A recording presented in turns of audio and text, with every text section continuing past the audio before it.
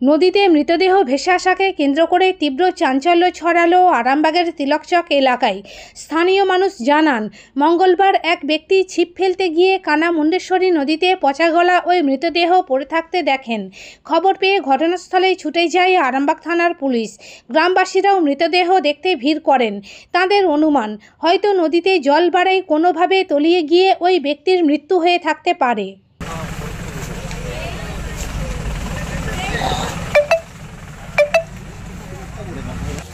বদল বদল ঘরে কেউ আছেন?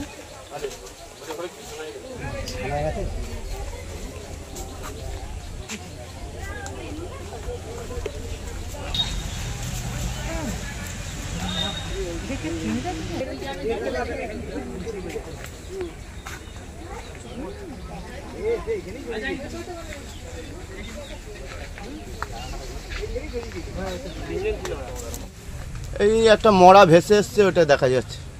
কিসে ভেসে এসছে এটা? এই নদীর জলে, এই বন্যাতেই কি ভেসে এসছে? বন্যার জলে, হ্যাঁ। কোথাকার মরা বা কি মরা কিছু না, সেসব কিছু বোঝা যাচ্ছে না, মরাটা তো উল্টে আছে।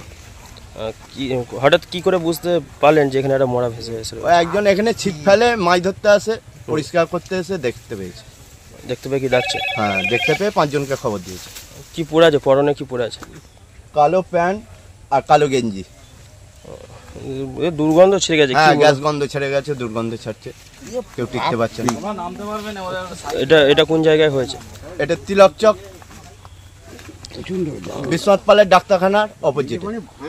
এটা ওই কোন নদীতে ভেসে এসছে এটা? এই নদীটার নাম? এটা মুন্ডেশ্বরীর কানা নদী। কানা নদী। কখন দেখলো মানুষ? এই আধ ঘন্টা বা ঘন্টাখানেক আগে। কি নাম দাদা আপনার? আমার নাম রণজিৎ রানা, তিলকচক। পুলিশ প্রশাসন তো এসছে? হ্যাঁ, এই আসছে সব, দেখা যাক কি করা যায়। এখানে একটা উপর হওয়া লাশ পড়ে আছে। কোথাকার লাশ বা কিছু বুঝতে পারছেন? না না, বুঝতে পারা যায়। দুর্গন্ধ ছাড়ছে, সকলের নাকে রুমাল চাপা দিয়ে যাচ্ছে, কি বলবো? ওই তো গ্যাস হয়ে গেছে, পোকা ধরে গেছে। কোথাকার এটা কোথা দিয়ে ভেসে এসছে হঠাৎ? এটা কোথায় থেকে আসছে সেটা কি করে জানবে? এখন আপাতত দেখছি আর গায়ে পড়ে আছে। নদীতে তো, এই নদীতে তো জল থাকে না সম্ভবত বেশি। না না, জল থাকে না, এই আজকেই দেখা গেল। এইবারে বন্যাতেই কি এরকম হয়েছে বলে মনে হয়? সেটা কি করে বলবো? এই বন্যার জলেতেই তো ভেসে এসে এখানে আটকে রয়েছে। ভেসে আছে কি এখন এখানে আটকে ছিল? কি মনে করছেন এই যে বডিটা যে দুর্গন্ধ ছেড়েছে? দেখতে পাওয়া যায় না, খালি ওপর হয়ে পড়ে রয়েছে, পোকা লেগে গেছে বডির ওপরে, এইটুখানি। কি নাম আপনার? আমার নাম শেখ সাবিরুদ্দিন। এই জায়গাটার নাম? এটা হিয়াতপুর পড়ছে, নাই হিয়াতপুর। আপনার নাম? আমার নাম শেখ সাবিরুদ্দিন। কোথায় বাড়ি? আমার নারায়ণপুরে বাড়ি। আমাদের নদীতে কিছুদিন আগে, মানে নদীতে জল তো থাকেনি, কদিন আগে নদীতে বন্যা আসছিল। বন্যা আসার ফলে মানে এখানে মানুষজন দেখছে দুর্গন্ধ আসছে সাইড থেকে, নদীতে দুর্গন্ধ আসছে, মানুষজন দেখছে কি ওখানে পড়ে আছে, যে দেখছেন একটা লাশ ভেসে ওখানে পড়ে আছে উবুর হয়ে। তার কারণে আমরা শুনতে পেয়েছি, পাশে গ্রামে আমাদের বাড়ি, দেখতে আসছি, দেখি না লাশটা ওখানে পড়ে আছে। আমিও দেখলাম, প্রচুর দুর্গন্ধ, কি বলবো, কিন্তু এখনও পুলিশ আসেনি, আসছে, এত দুর্গন্ধ যে টেকা যায়নি। এখানে হঠাৎ কি করে এই নদীতে ভেসে এলো বলে মনে করছে? মনে হচ্ছে যেখান দিয়ে পার হচ্ছিল, বন্যা আসছিল, ভেসে ভেসে চলে আসছে, মদ আর জাতীয় খেয়েছিল, তার কারণে পড়ে মারা গেছে।